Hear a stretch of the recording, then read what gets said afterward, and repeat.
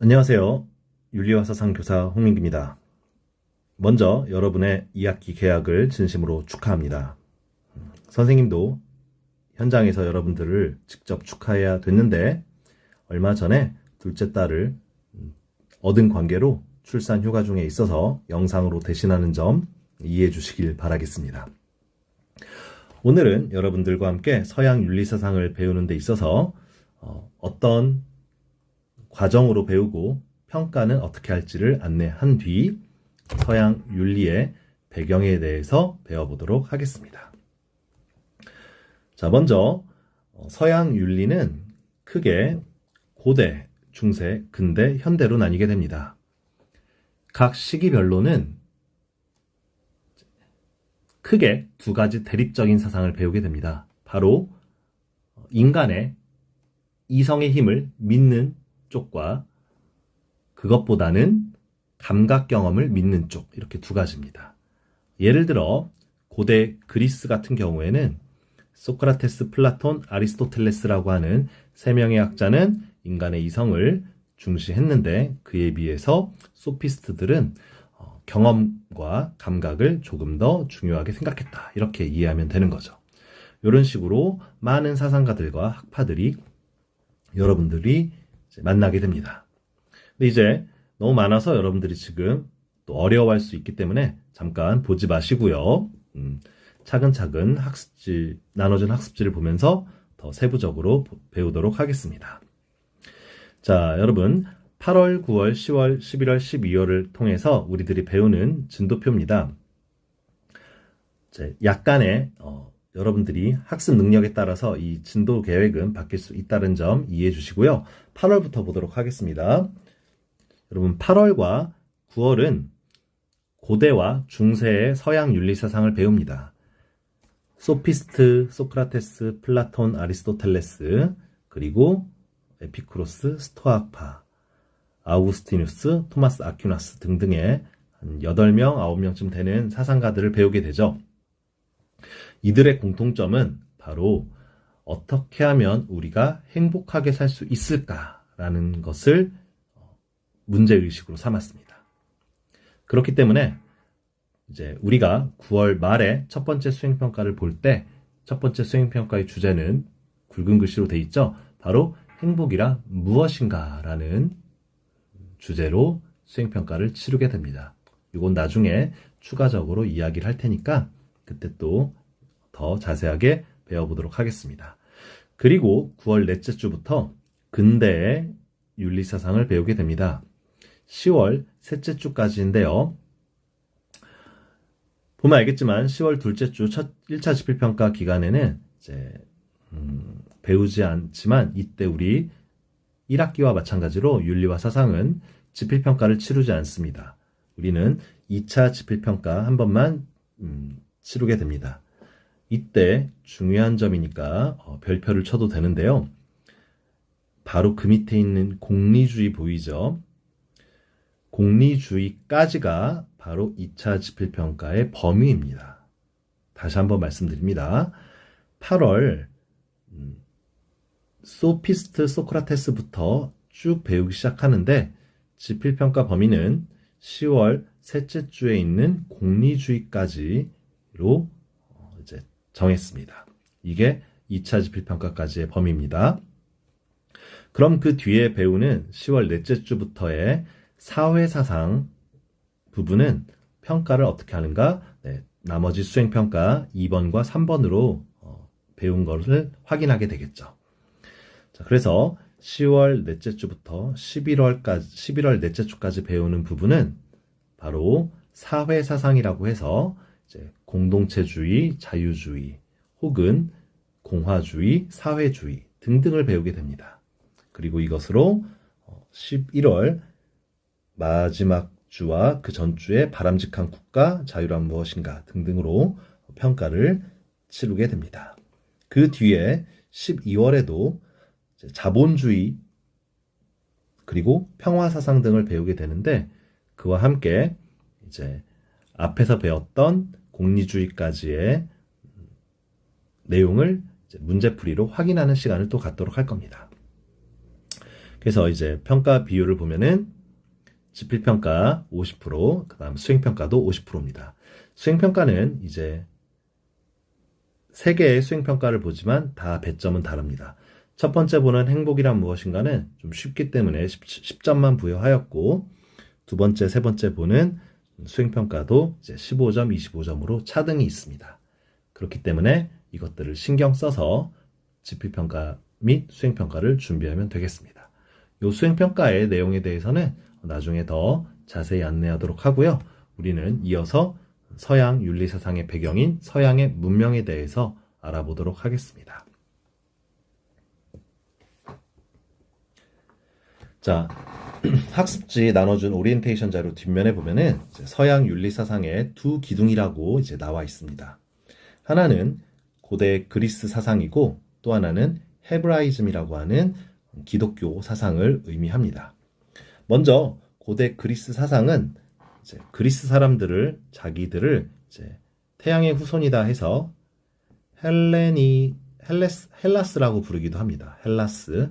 그렇기 때문에 이들의 문명을 헬레니즘이라고 부릅니다.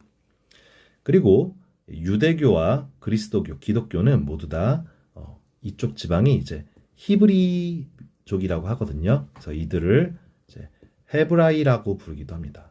헤브라이즘이라고 하죠. 모모이즘 들어본 적 있죠? 요건 이제 사상을 의미합니다. 히브리 민족의 사상을 헤브라이즘, 헬라스 민족의 사상을 헬레니즘이라고 부르는 거죠. 그래서 이것을 간단히 말하면은 이제 헬레니즘은 고대 유럽의 철학이 되는 거고, 철학의 뿌리가 되는 거고, 헤브라이즘은 서양의 종교의 뿌리가 된다라고 볼 수 있겠습니다. 요거는 더 뒤에 하나하나씩 자세하게 배울 거니까 요 정도만 보고 넘어가도록 할게요. 자, 이게 이제 유럽 대륙입니다. 여러분들 다 알고 있죠? 영국도 보이고, 이제 포르투갈, 스페인, 프랑스, 이탈리아, 독일, 터키, 그리스, 이집트 등이 보이네요. 그쵸? 다 알고 있는 거죠? 네, 좋습니다. 더 동쪽으로 가보도록 할게요.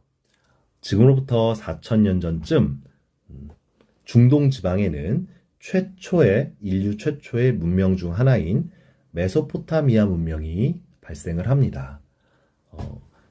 이제 티그리스강, 유프라테스강 두 개의 강 사이에 있는 곳이라 해서 메소포타미아 문명이라고 하죠.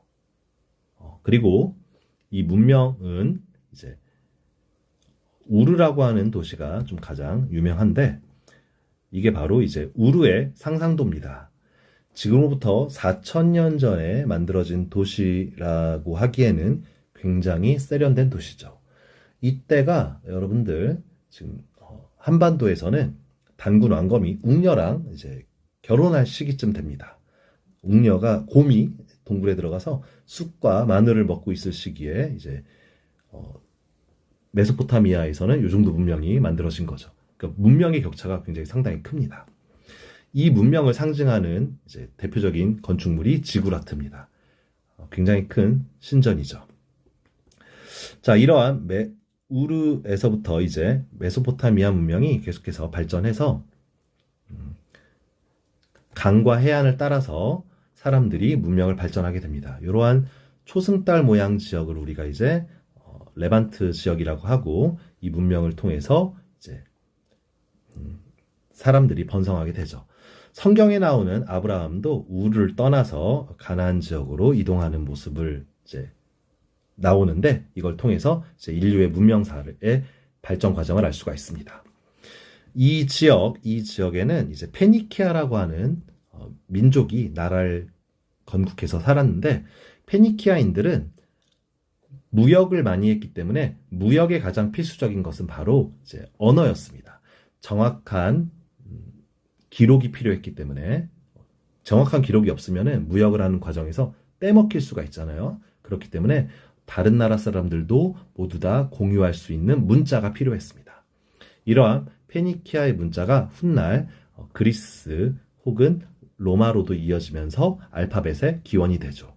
우리가 쓰는 A라고 하는 알파는 사실은 소의 머리를 상형한 문자에서 비롯됐다라고 합니다. 그래서 여러분 이렇게 상식으로 알아두시면 되고요. 이러한 페니키아에는 공주가 한 명이 있었습니다. 에우로페라고 하는 공주가 있었는데, 공주는 바닷가에서 노는 걸 좋아했나 봐요. 한날 바닷가에서 놀고 있는데 굉장히 잘생긴 황소가, 흰 소가 나타납니다. 범상치 않게 엄청 뽀얗고 멋진 흰 소는 공주 앞에 나타나서 자세를 낮추어서 공주에게 타라고 신호를 합니다. 호기심이 생긴 공주는 흰 소를 탔고 그대로 흰 소는 바다로 나아가서 헤엄을 치기 시작합니다. 납치를 한 거예요, 납치. 그걸 이제 기념하는 그런 그림이죠. 바다 한가운데까지 나아가 섬에 도착하게 된 공주는 당황합니다. 사실 이 흰소는 제우스 신이 변신한 것이었죠. 제우스는 다시 멋진 청년의 모습으로 에우로페 공주 앞에 나타나게 됐고, 공주는 언제 납치당했냐는 듯 그 청년과 사랑에 빠지게 되고 그곳에서 후손을 남기고 새로운 문명이 생기게 되죠. 그 섬이 바로 이제 크레타 섬이라고 하고 역사적으로 고대 그리스 문명의 시작점이 됩니다. 여러분 지도로 보면은 에우로페 공주가 소를 타고서 크레타 섬까지 가게 되는 거예요. 그리고 이 섬에서 이제 문명이 생겨나고 이 문명이 다시 그리스 본토로 들어가게 됩니다. 이 설화는, 이 신화는 바로 그리스의 문명이 중동에서부터 전파되었다라는 것을 의미하게 됩니다. 그리고 이 그리스의 문명은 다시 해양 문명으로서 이곳저곳에 식민지를 건설해서 유럽 전역에 그리스 문명을 퍼뜨리게 되는 역할을 하게 되죠. 그래서 유럽의 문명은 바로 그리스에서부터 전래되었다라고 할 수도 있고, 그 그리스를 만들어낸 문명의 시초인 크레타 섬의 에우로페 공주를 기념하여 서양은 이제 그들의 지역 이름을 에우로페 공주로부터 딴 유럽이라고 부르게 된 거죠. 예. 선생님 갑자기 왜 쓸데없는 공주 얘기를 했는지 알 수 있게 되는 부분입니다. 그쵸? 그래서 지금도 유럽 사람들은 고대 그리스 사상을 유럽 문명의 근간이라고 여기는 거죠. 이후로 이제 유럽은 여러 조그만한 나라들이 아닌 제국의 시대가 됩니다. 여러분들 유명한 알렉산더 대왕이 나타나서 거대한 알렉산더 제국을 만들고, 알렉산더 제국이 망한 뒤에는 로마 제국이 등장해서 유럽 전역을 거의 통일하게 되죠. 이러한 유럽은 지금으로부터 2000년 전에 이미 굉장히 위대한 문명을 만들게 됩니다. 2000년이 지났지만 무너지지 않는 수도교, 신전, 그리고 콜로세움이라고 하는 건축물들도 남아있죠. 화산재를 섞어서 만들었다는 콘크리트의 이런 구조물은 굉장히 뛰어나서 아직까지도 튼튼하게 이렇게 지탱이 되고 있죠. 이러한 유럽 문명은 유럽 문명에서 로마가 차지하는 영향력은 큰데요. 로마는 다양한 지역을 지배했고 통치했기 때문에 이제 많은 갈등을 일으키기도 합니다. 그 중에 하나가 바로 유대인들이 사는 예루살렘 지역을 이제 통치하는 과정에서 로마인들은 몇몇의 유대인들을 학대하고 이렇게 지배하게 되죠. 그중 대표적인 인물로 나타나는 게 바로 예수입니다. 예수 그리스도라고 하죠. 이러한 예수의 사상은 당시에 핍박을 받고 예수님이 십자가에 못 박혀 돌아가시게 되지만 많은 영감을 사람들에게 전해지게 되어서 그 기독교인들을 핍박했던 로마인들이 오히려 몇백 년 뒤에는 기독교를 믿고 로마의 국교가 기독교가 되는 과정을 거치게 됩니다. 기독교를 핍박했던 로마 제국은 기독교를 국교로 삼게 되는 것이죠. 이로써 유럽 문명에는 기독교가 또 하나의 기둥으로 자리 잡게 되는 겁니다. 그래서 여러분들이 훗날 유럽으로 여행을 가게 되면은 성당이나 박물관을 가게 될 텐데 기독교 문화의 건축물이나 그림들을 많이 보게 되겠죠. 그래서 이것도 여러분들이 알아두시면 되겠습니다. 이렇게 유럽의 문화적 배경을 가볍게 봤는데 우리가 앞으로 배울 소크라테스, 플라톤, 아리스토텔레스 등의 다양한 사상가들이 나타날 시기에 동양에서도 공자, 노자, 맹자 뿐만 아니라 석가모니 등의 다양한 철학자들이 동시대에 등장하게 됩니다. 이 시대를 위대한 시대라고 하여 축의 시대라고 부르기도 합니다. 이거는 이제 상식으로 알아두면 좋을 것 같습니다. 여러분들 일단 우선 간단하게 2학기에 배울 서양 윤리 사상의 부분과 평가 계획을 받고 그리고 유럽이라고 하는 곳의 이제 지리적인 특징 그리고 헤브라이즘과 헬레니즘에 대해서 간단하게 살펴보았습니다. 이어서 철학의 분류에 대해서 배워보도록 하겠습니다. 철학의 분류를 얘기하기 앞서서 철학이 무엇인지부터 가볍게 얘기해 보겠습니다. 철학의 철은 이제 어두움을 몰아내고 밝힌다라는 의미의 enlightenment에 해당하는 한자입니다. 옛날부터 어두움은 두려움을 불러내는 역할을 하였습니다. 깜깜한 밤에 숲을 지나간다고 할 때 귀신 울음소리가 들리면 우리는 두려움을 느끼게 되죠. 하지만 그 숲을 지날 때 활활 타오르는 횃불을 들고 간다고 하면 이야기는 좀 달라질 겁니다. 횃불을 비추어서 그것이 이제 새가 지저귀는 소리였다는 걸 알게 되면 우리는 두려움을 이겨낼 수 있는 거죠. 과거에 많은 사건들을 겪을 때 우리는 어리석기 때문에 많은 걸 알지 못했기 때문에 두려움을 얻게 되었습니다. 사람이 병에 걸려 쓰러져 죽으면 귀신의 소행인가 싶어서 귀신에게 제사 지내고 벌벌 떨었죠. 하지만 우리가 그것이 병균의 소행인 걸 알게 되고 깨끗이 씻으면 쉽게 나을 수 있다는 걸 알게 되면 그런 두려움은 사라지게 되는 거죠.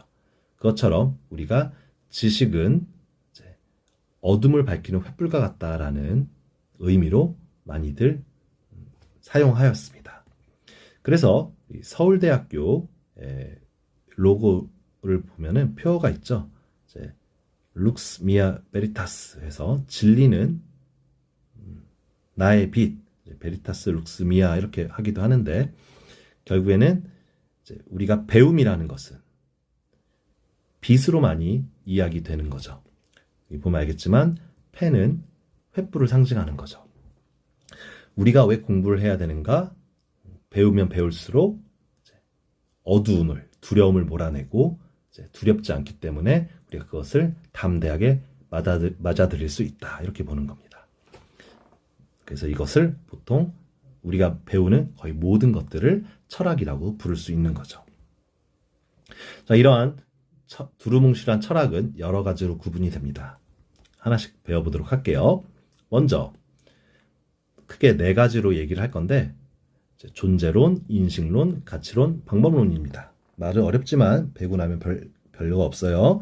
먼저 존재론은 이 세상에 귀신이 있느냐 이런 것들을 탐구하는 게 존재론입니다. 또는 절대불변의 진리가 있느냐, 우주의 끝이 있느냐, 시간은 정해져 있느냐, 뭐 이런 것들이 바로 존재론의 주요 질문이고 이런 것들을 탐구하는 게 보통은 과학에 해당합니다. 그래서 대표적인 게 우주는 무엇이며 우주 이전엔 무엇이 있었고 우주는 여러 개인가, 시간은 과거에서 미래로 흐르는가 아니면 고정되어 있는가, 신은 있는가, 절대불변의 진리는 있는가, 이런 것들을 탐구하는 거죠.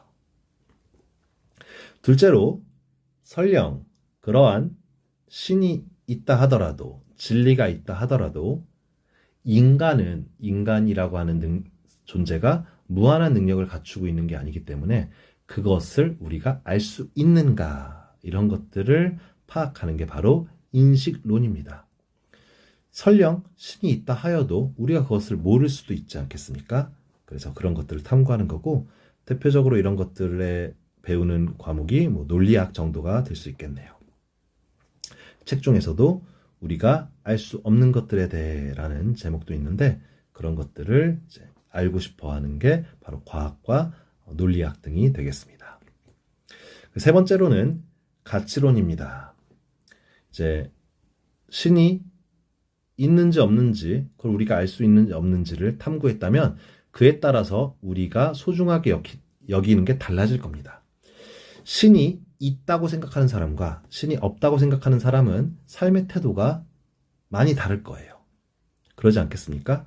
무엇이 가장 소중한가? 신이 있다고 믿는 사람은 신의 뜻이겠죠. 신이 없다고 믿는 사람은 그냥 나 개인의 삶, 이런 것을 소중하다고 여길 겁니다. 가치라는 게 바로 소중하게 여기는 것이죠. 무엇이 옳으며 어떻게 사는 게 바람직한가? 윤리학이 대표적으로 가치론에 해당한다라고 볼 수 있겠습니다. 그래서 영혼이 있다고 믿는 사람과 영혼이 없다고 믿는 사람은 살아가는 방법이 다르겠죠. 그래서 윤리적인 가치도 달라질 겁니다. 그리고 이제 우리가 무엇이 가장 소중한지 가치를 정했다면은 그 가치를 실현시키는 방법도 있겠죠. 그게 바로 이제 정치학 정도가 될 겁니다. 이거는 UN 이제 총회를 나타내는 그런 사진인데, 여러 나라들 사람들이 모여서 정치적으로 이제 지구에서 인류에게 가장 필요한 문제들을 해결하려고 이제 노력을 하겠죠. 이런 정치적인 것이 바로 우리가 추구하는 가치들을 실현하는 방법 중 하나일 겁니다. 이렇게 네 가지로 구분을 해서 철학을 분류할 수가 있습니다. 앞으로 여러분들이 소피스트, 소크라테스, 플라톤, 아리스토텔레스 등 다양한 학자들을 만날 건데, 이제 그들이 신이 있다고 여기는지, 영혼이 있다고 여기는지, 그것을 우리가 알 수 있다고 여기는지, 그리고 그러한 존재론과 인식론의 틀에서 무엇이 가장 소중한 것인지를, 그리고 그걸 어떻게 실현시킬지를 순차적으로 배울 겁니다. 이러한 틀에서 사상가들을 만나는 것이 가장 체계적으로 정리되는 방법이기 때문에 이것을 여러분들에게 간단히 소개해 봤습니다. 자, 이번엔 그리고 자연 철학자를 얘기를 할 건데요. 지금 배우는 부분은 지필평가에는 해당되지 않는 부분, 인트로 부분이기 때문에 가벼운 마음으로 들으시면 될 것 같습니다. 소피스트와 소크라테스, 다음 시간에 배울 사상가들이 등장하기 전에 자연 철학자들이라는 사람들이 등장했습니다. 우주는 무엇으로 이루어져 있을까가 바로 이들의 가장 근원적인 질문이었죠. 이러한 자연 철학자들 전에는 제우스, 하데스, 포세이돈 등등과 같이 신들이 이 세상을 조종하며 우리는 신의 뜻에 살아야 된다라고 사람들은 생각하고 살았습니다. 하지만 이제 횃불을 든 사람들이 생긴 거죠. 그래서 동굴과 어두운 숲속에 횃불들을 비추면서 이 세상은 무엇으로 이루어져 있으며 왜 벼락이 치고 왜 가뭄이 들고 왜 폭풍이 발생할까 등을 이제 탐구하려는 시도들을 하게 됩니다. 다양한 현상 뒤에 숨겨진 보편적인 원리, 과학적 원리를 찾아내려고 했던 거죠. 그렇기 때문에 이들의 도전이 실패했다 하더라도 이들의 등장은 이제 인간들이 단순히 귀신을 믿는 것을 넘어서서 논리적이고 합리적으로 문제 상황들을 해결하려고 하였다라는 의미로 여러분들이 받아들이면 될 것 같습니다. 이제 지필엔 안 나온다고 했으니까 가볍게 상식적으로 받아들이시면은, 주요 학자로는 제일 먼저 탈레스라는 학자가 이 우주는 물로 이루어져 있다라고 주장을 합니다. 물론 그게 엉터리일 수도 있고 미흡할 수 있지만 앞서 말한 것처럼 이제 세상을 논리적으로 추론하려는 시도를 한 학자로서 우리가 기억하면 되겠습니다. 그 뒤에 지금도 영감을 주고 있는 것 중 하나죠. 만물의 근원은 수이다. 이 세상은 0과 1로 이루어져 있다. 이런 식으로 해석하는 학자가 바로 피타고라스의 정의로 유명한 피타고라스이고, 부처님이 말한 것처럼 재행무상이라고 했죠. 만물은 늘 변화하고 있다. 서양에서도 그렇게 주장한 학자가 있으니 헤라클레이토스입니다. 끝으로 우리 이제 과학적 사고 중에 이제 돌턴의 원자론 같은 게 있죠. 그것이 이제 고대 데모크리토스로부터 이제 렉티우스로부터 이제 이어져 있는 그런 철학적 사상이 있거든요. 이제 원자, 더 이상 쪼개지지 않는 아톰을 제시한 데모크리토스도 있습니다. 이러한 사상가들은 비록 미흡했을지라도 현대의 과학자 및 사상가들에게도 영감을 주는 그런 이제 철학적 원리들을 제시했기 때문에 이렇게 우리가 주요하게 살펴보고 있습니다. 이러한 철학자 중에서 철학자들은 보통 이오니아 지방에서 여기가 이제 좀 부유했기 때문에 이쪽에서 많은 문명이 발생했고, 이쪽에서부터 시작했고, 여러 지역에서 고대 그리스의 자연 철학들이 시작했다. 이렇게 이해하시면 되겠습니다. 그래서 이런 것들은 가볍게 넘어가면 되겠고요. 이제 다음 시간에 배울 소피스트가 이제 나타나게 되는데, 소피스트는 고대 그리스에서 민주주의가 등장한 뒤로 민주 정치에서는 말을 잘하는 사람이 이제 리더가 되고 정치적 지도자가 되기 때문에 말 솜씨가 좋은 사람들이 이제 부와 권력을 얻기 좋았기 때문에 말솜씨를 가르치는 소피스트들이 등장하게 됩니다. 이런 소피스트들은 어떤 의미를 지니게 되냐면은 고대 자연 철학자들이 숲과 동굴에 대해서 횃불을 들고 우주의 이치, 자연에 대해서 관심을 가졌다면 그 횃불을 이제 옆 사람 그리고 나 자신에게 비추어 보면서 내 옆에 있는 존재 혹은 나라는 존재, 즉 인간에게 관심을 가지게 됩니다. 소피스트들의 학문적 관심은 이제 자연이 아닌 인간과 사회로 바뀌게 되는 거죠. 그래서 소피스트들의 등장 이후엔 철학의 주제가 만물의 근원은 무엇인가, 우주는 무엇인가가 아니라 인간이란 무엇이며 또 우리 인간은 어떻게 사는 것이 좋은 삶인가로 주제가 바뀌게 됩니다.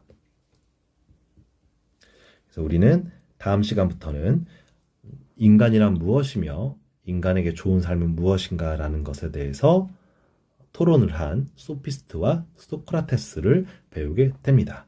여기서부터는 이제 지필평가 범위니까 더 신중하게 들으면 될 것 같습니다. 여러분, 오늘 수업은 여기까지 하면 되겠고요. 다음 시간에 밝은 모습으로 만나도록 하겠습니다. 수고했습니다.